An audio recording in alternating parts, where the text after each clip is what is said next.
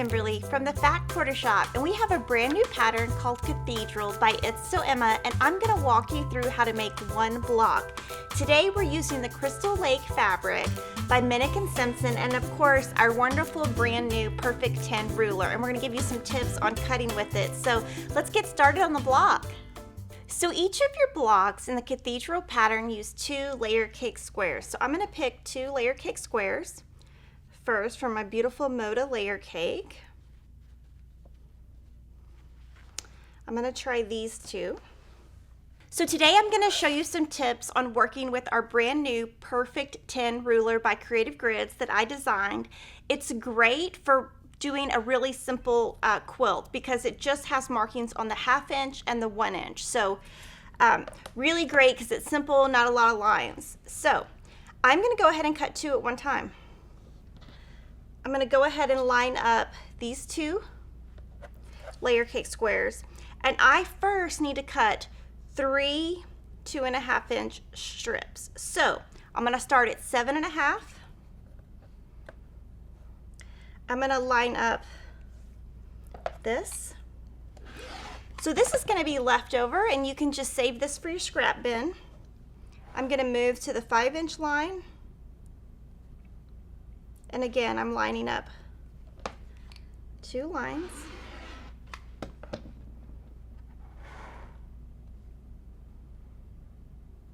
And I love that it's so simple. It doesn't have a ton of lines. So that's that. Now I need to subcut the first 2 the exact same way. So I need a 6.5 and a 2.5.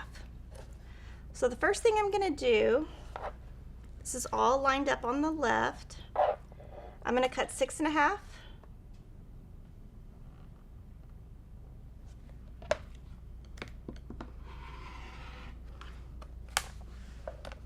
These are going to be my E's, so I'm going to go ahead and just label them with my alphabetties.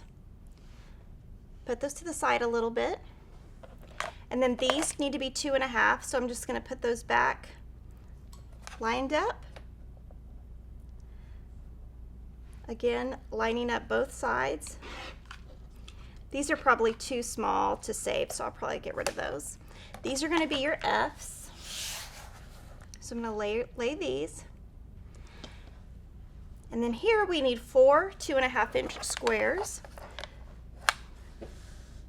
So I'm going to do 7.5, 5,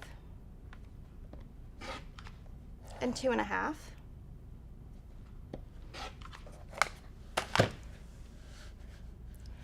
And 2 of these are going to be your G's, and 2 of these are going to be your H's. So you want to go ahead and I'm giving you this for free, but you need the pattern to make the background. So go ahead, stop. You can get the pattern in either PDF or paper version at Fat Quarter Shop, or you can get it at your local quilt shop. So go ahead, get the pattern, cut your background, and I'm going to show you how you put your block together. So to start assembling our block, we're going to make our top cathedral unit, which is kind of the top end. You're going to take a fabric E rectangle and a fabric C square. On the wrong side, draw a line from corner to corner. I like to use a friction pin or a friction marker. These friction markers are brand new, and I've been using them more often in my sewing room because when you draw a line, it comes on pretty quick instead of having to draw a long time. The friction will disappear with heat later, so go ahead, that's your first step. Then what I like to do is I like to use my Collins little pin heads. I think they're C103. Pin it in place just in one spot so that when you're sewing on this line, this doesn't move, because if this moves, then you're not going to be as accurate. So go ahead, pin that in place, stitch directly on the line, then trim a 1/4 inch away, and then press according to your pattern. You're going to do that for each block. You need 2 blues and 2 browns. So this is how those look. You're going to need 2 of these and 2 of these. And today I used Color 2000, which is my favorite Aurifil thread. I do recommend Aurifil thread because it leaves less lint in your machine, and it's 100% cotton. Now we're going to move to our middle unit, and you can see from our blocks that we're using 1 blue print and 1 brown print. So for our middle unit, our first one is going to be blue, brown, white, and our second one is going to be brown, blue, white. Super simple stitching, just use an accurate 1/4 inch seam.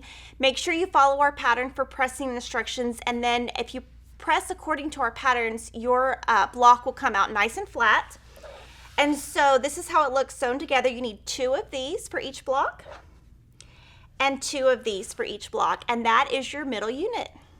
So now we're going to do our bottom unit, and it's very similar. Again, you know, we're working with blue and brown.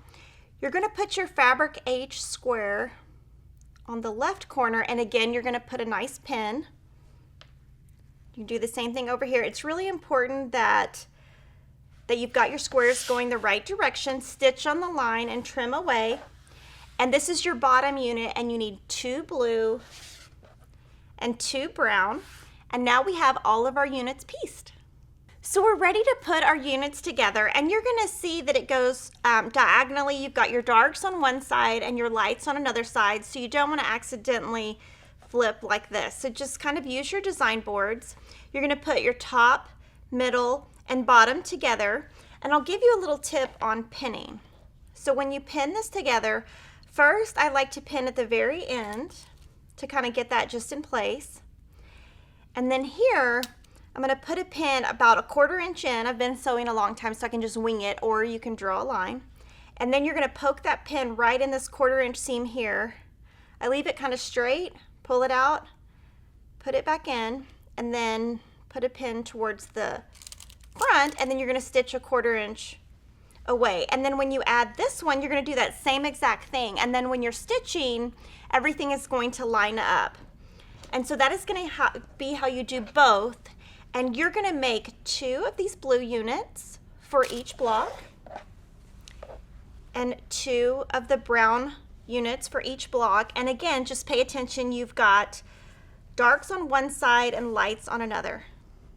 So we've got our units together, and I'm just going to show you some fun things you can do with this pattern if you don't want to follow it exactly. You know, you could put all of your whites in the center. You could put all of your darks in the center. You could put browns together and blues together. There's a lot of stuff you can do. For this pattern, I think we did it this way. So what you'll do is just pin. You'll notice that your seams will nest here, so you can put a nice pin there when you start.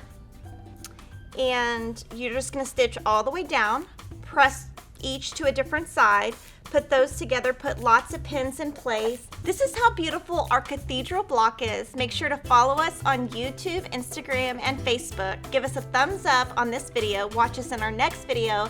And I just want to give a big shout out to Gabriel Fuentes for being such a great fan. See you next time.